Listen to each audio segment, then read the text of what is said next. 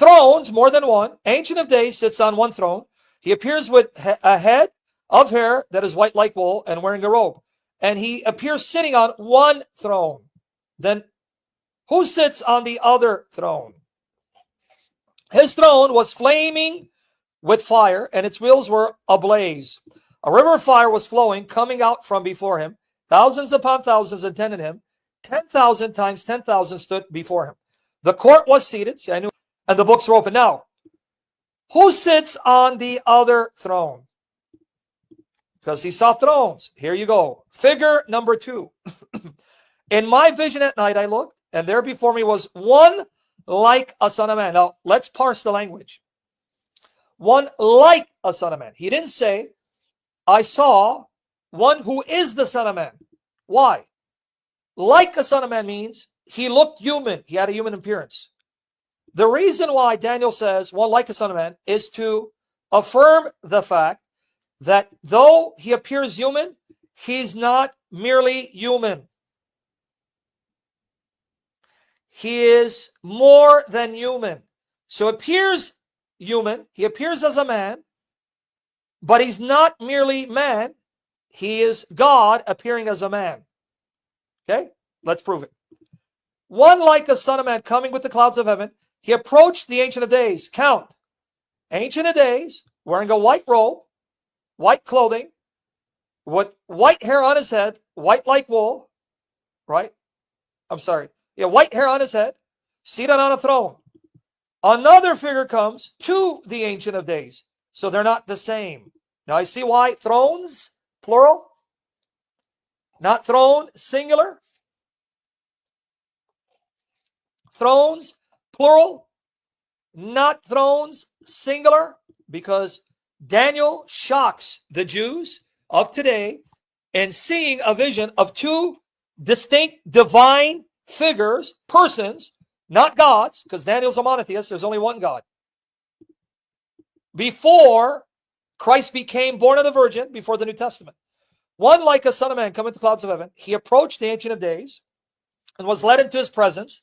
He was given authority, glory, and sovereign power, meaning he was given kingdom.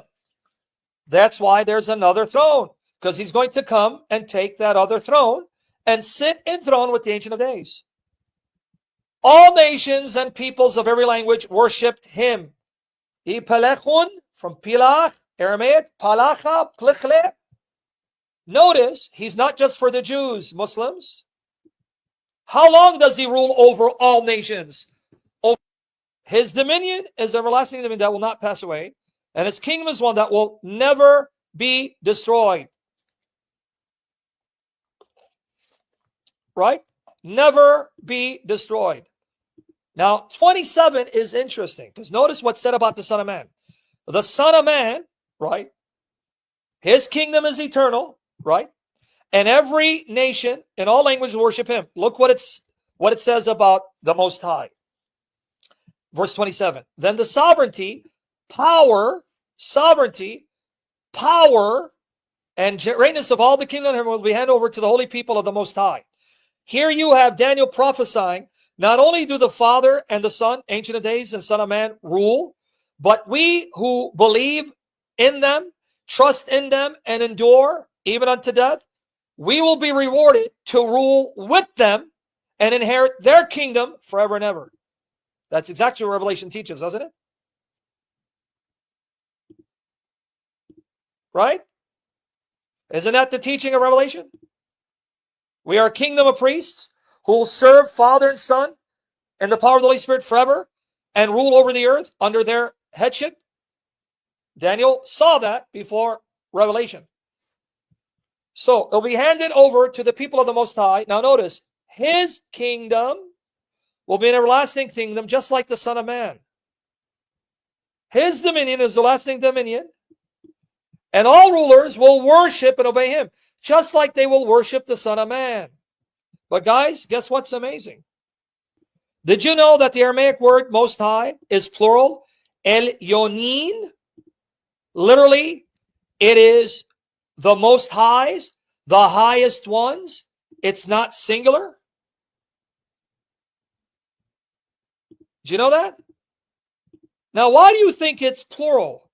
That the holy people of the highest ones. Why plural? Because Daniel saw two. One like the Son of Man and the Ancient of Days. Two, and they both rule together forever, and they'll both be worshipped forever by all nations. That's why it's plural. But do you understand the implication of Daniel? The implication of Daniel is what? There are two eternal divine persons. Ancient of Days, Son of Man. They're not the same. That's why Son of Man can go to the Ancient of Days. And they both appear visibly because one of them becomes human, the Son of Man, because the New Testament tells us this one is the one who becomes Jesus, and he did become a man. He did take on a physical body and add an extra nature, human nature, but the Father never became man, so he can appear in visible form as a man without becoming man. See the difference? See the difference? Right? But you want me to show you the Holy Spirit in Daniel? So that there's three and three alone? That the pagans knew it was the Spirit of the Holy God that was given Daniel wisdom, knowledge, understanding. That even the pagans, right, realized was beyond their capacity and even beyond the ability of their own gods as a testimony that Daniel's God is a true God. Here. Daniel 5. Belshazzar and the pagans were engaging in drunken revelry, orgies. And all of a sudden, they saw a visible hand writing on the wall, Minni, Minni, Tekel Parson. And they were freaked out. But none of the magicians, sorcerers, Chaldeans could interpret it because their gods were powerless. So then they told them about Daniel. And look what they say about Daniel. Now, the New King James captures it perfectly because I'm going to go into the translation issue in a minute. Here's your Trinity, people. Daniel 5, 11, and 14. There's a man in your kingdom whom was the Spirit of the Holy God. See, even the pagans saw the power of Daniel's God, the power of the God of Shadrach, Meshach, and Abednego. That's why they were placed there. They were placed in the palace so they would be a witness to Nebuchadnezzar and the others that the God of Daniel, Shadrach, Meshach, and Abednego is the true God and wants them to turn and be saved. In other words, God was placing them there because God even wanted the Babylonian court to be saved because God loves all human creatures, even the kings of Babylon. You understand? Why do you think they were there? Why do you think God was doing miracles through them and them alone and confounding the gods of Nebuchadnezzar, Nabonidus, and Belshazzar? As a witness to them. I am the true God. Your gods are nothing but demons under my feet. And I created you, and I'm the one exalting you, and I want to save you. I don't want to destroy you because I love you too. You understand?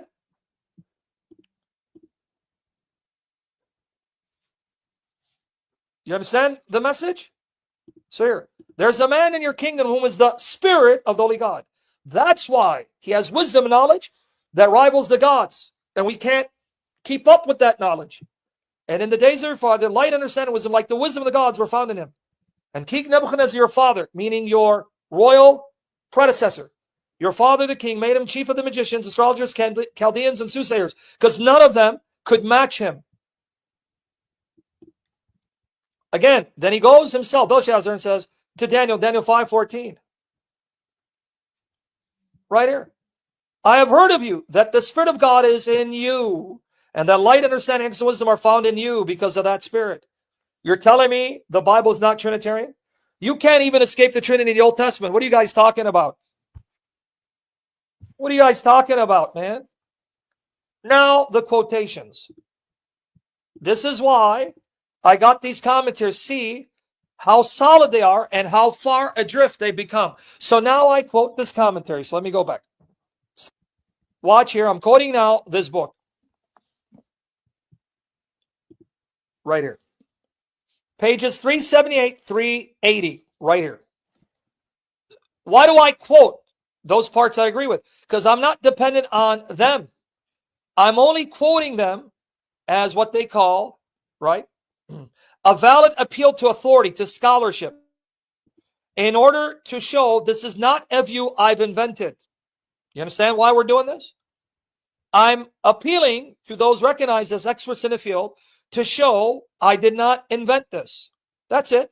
Because I'm not considered an authority and a scholar. This is how academia works. You ready? So let me quote what she says right here. Pages 373 to 8. Wendy Witter, Daniel, a discourse analysis of the Hebrew Bible. I guess it's volume, what is it? 23, I believe it is. Whatever it is. Right? Zondervan, Exegetical Commentary on the Old Testament. Daniel L. Block, General Editor. Pages 378, 380. Emphasis mine. All right. She will give you the historical, cultural background of Daniel 7 to show you that in light of its historical context, no one reading Daniel would deny that Daniel is describing two distinct divine figures. Understand? If you read Daniel 7 in light of its historical backdrop, in light of ancient Near Eastern beliefs, no one reading Daniel 7 would fail to say Daniel just presented two distinct divine figures. The imagery of clouds, that the Son of Man rides the clouds, in this scene is significant. Why? She's going to state something I have shared plenty of times when I've done sessions on Daniel 7 and Christ being the Son of Man of Daniel. Watch here. Okay. Watch here. But by far, the most frequent use of clouds, its most frequent, meaning the Hebrew word anan, cloud, its most frequent usage has to do with theophanies, meaning when you see the word anan, cloud, in the Hebrew Bible, most of the occurrences has to do with God riding the cloud, God appearing on a cloud or in a cloud. You understand?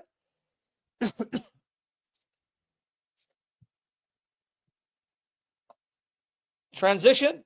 Bibles don't transition, Max. Wait, I'll answer it a little later. All right? But by far, its most frequent association is with theophanies, that is, appearance of God. 58 of the 87 occurrences of anan, that word for cloud, appear in the context of God's presence.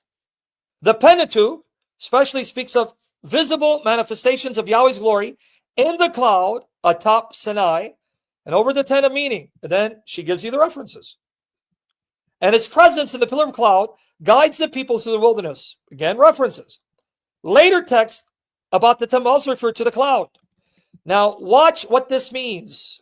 What's the significance that when the Old Testament speaks of a cloud appearing, that is reference to God's presence, God appearing, and the Son of Man riding the clouds? Here's the significance. You ready? But it is not just the presence of clouds in Daniel that is significant. We already know Yahweh, the Ancient of Days, is present in the throne room. Because who's the Ancient of Days? Yahweh. See above on 7, 9, and 10. What is particularly significant about the clouds in Daniel 7, watch the historical, ancient Near Eastern context. Because among the pagans, they too had a belief of a divine council.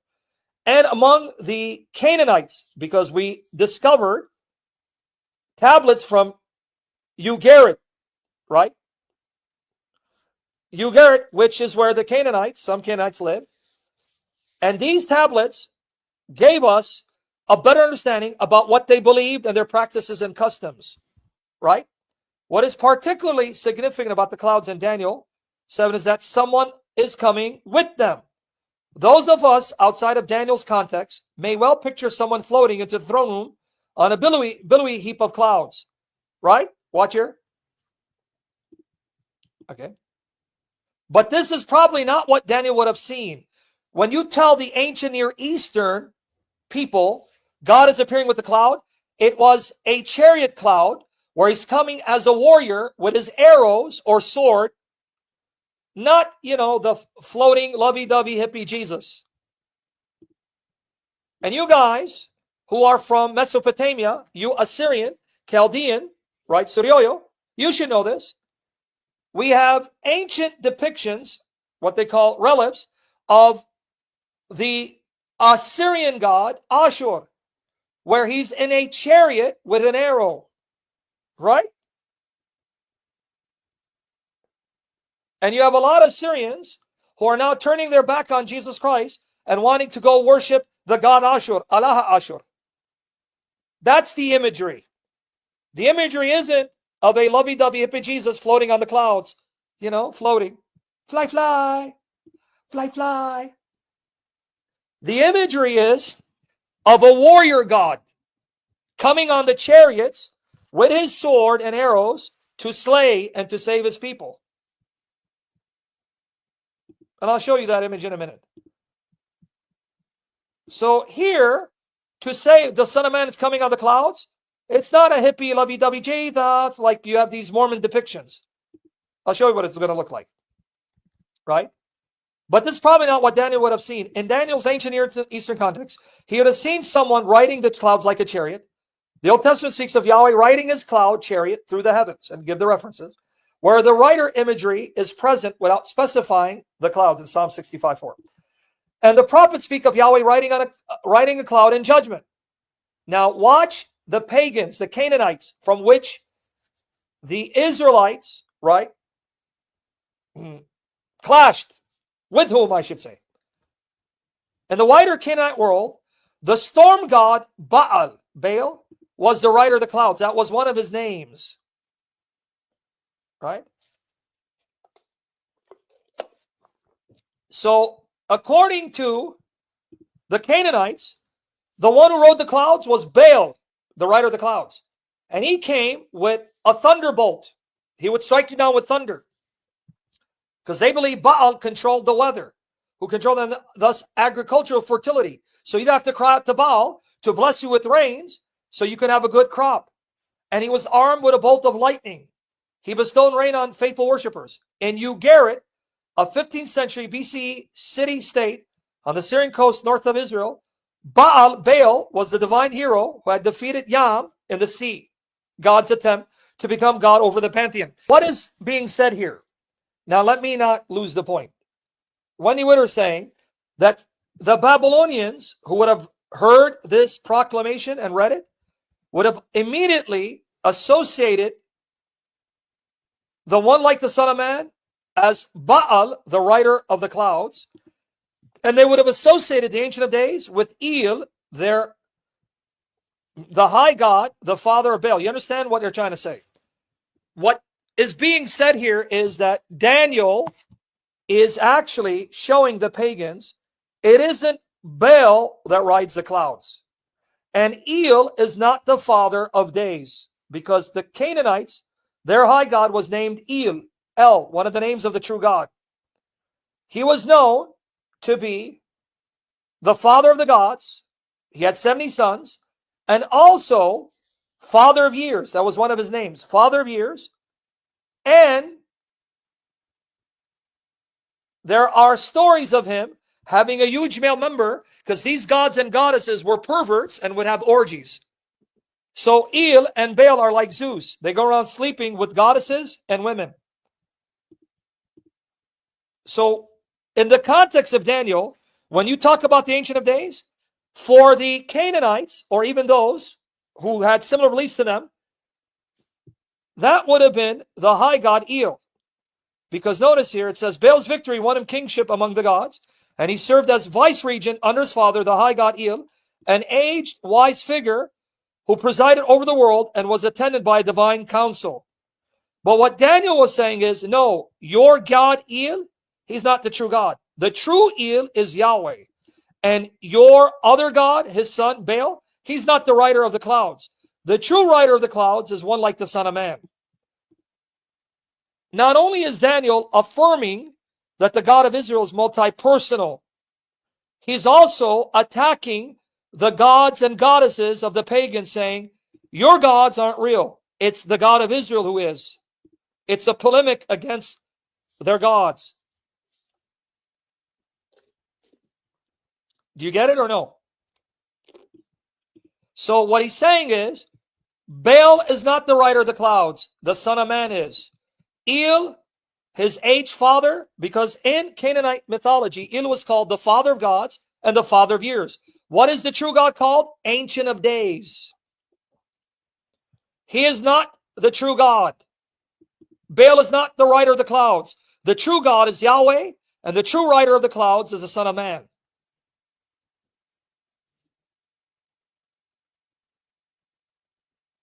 You understand now? It's not just an affirmation that the God of Israel is multi-personal. It's a polemic. It's an attack against the pagans and their gods. Hey, Babylonians, Marduk is not God. Nebo is not God. Yahweh is. And hey, Baal, he don't ride anything. He's under the feet of the one like the Son of Man, who is Yahweh, the Son of Yahweh, the Father. You understand? So, as Wesley Huff noted, Genesis 1 is not only an accurate depiction of creation, but a polemic. Because if you don't know, let me educate you. The pagans thought their gods were brought into being. They didn't create the heavens and the earth. They were part of creation and came into being. But Genesis says, unlike your gods and goddesses that are part of creation, part of the matter that came from which they came into being, the God of Israel created the heavens and the earth, and he exists when there was no heavens and earth. It's a polemic. So the pagans, reading Daniel, would see this as a polemic. He's saying, not your gods, it's my God. You know who the true Ancient of Days is? Yahweh. You know who the Father of years happens to be? Yahweh. You know who the rider of the cloud is? The Son of Man. Now, with that said, let's continue. Do not miss, right, what is happening in Daniel's vision. Look what the commentator is going to say. There's a fiery scene surrounding Yahweh seated on the throne, and there's a cloud with someone writing on it. So look what she's saying. You got a fiery throne, one seating on it, that's Yahweh. But then you have a cloud and someone writing on it. Well, who is that? Well, watch. In the Old Testament, Yahweh is the one who rides the clouds. Now you see the mystery? Wait, hold on. How do you have Yahweh appearing as the Ancient of Days sitting on a throne, and then you have someone else who's not him riding the cloud, if the Old Testament says it is Yahweh who rides the clouds? See what she's doing? She's unpacking how shocking Daniel 7 is. In this single vision, there are two Yahweh figures. The Ancient of Days on the throne, that's one Yahweh. And the cloud riding Yahweh receiving eternal right to rule. He's the second Yahweh figure. Daniel was seeing two powers in heaven. The one on the throne and vice regent, sharing Yahweh's essence and receiving everlasting dominion and power. Wow. See why I quoted her? Okay, watch her. Daniel's vision of the throne room provides a stunning portrayal of the divine council in Israelite theology. And watch the polemic against the pagans, as well as highlighting its most significant difference from other divine councils of the ancient Near East. In the Canaanite divine council, the rider of the clouds was El's vice regent and received eternal right to rule when he defeated Yam. But Baal was a different god than El. See, they were not the same god. But watch here. In the Israelite divine council, however, the vice regent position was not filled by another god, but by Yahweh himself in another form. Now, what does Mike Heiser mean by another form? Because she's quoting Heiser. This hypostasis of Yahweh was the same essence as Yahweh, but a distinct second person. Damn, Gina. Daniel is affirming that Yahweh God is multi-personal. Wow. Israel's divine council was headed by Yahweh, also called El Elohim, but its vice regent shared the essence of Yahweh.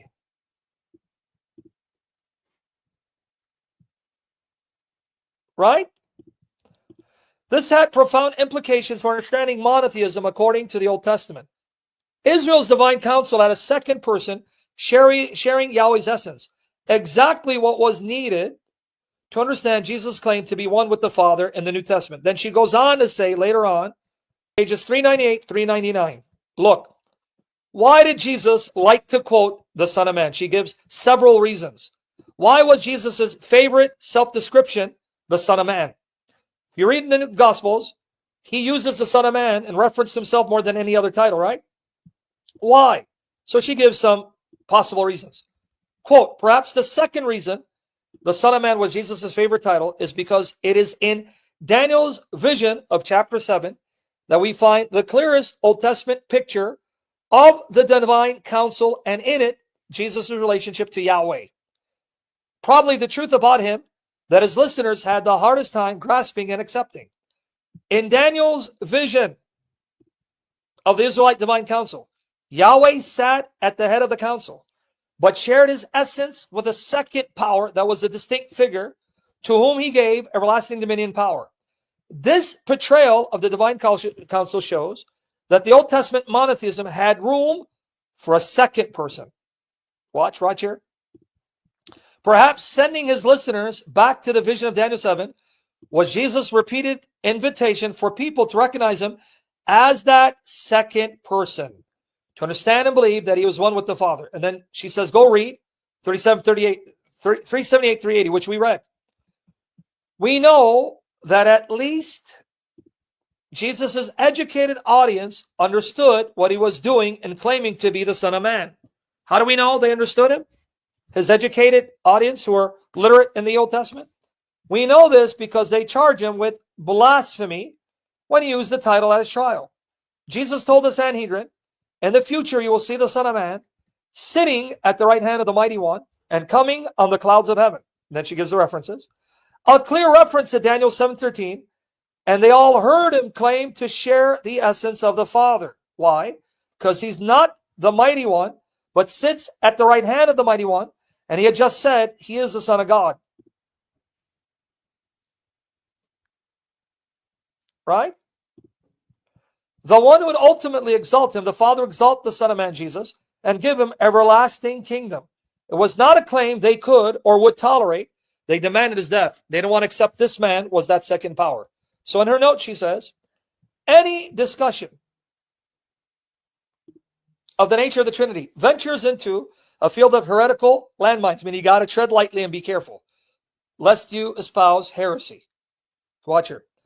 Jesus will identify himself as the great I am, which means he too is Yahweh of the Old Testament. That is, Yahweh is not simply God the Father, but all of the Godhead in singular reference. Right? What we can say without falling into heresy is that there is an internal complexity within God that was not altogether apparent in the Old Testament. Jesus can be both distinguished from God and also identified as God. And then her other note, watch here. The language of essence is loaded with later patristic theological value. But for our purposes, it means that the New Testament religious leaders understood Jesus to be claiming a specialized and exclusive relationship with God that put him on a par with him, meaning made him equal to God, God the Father.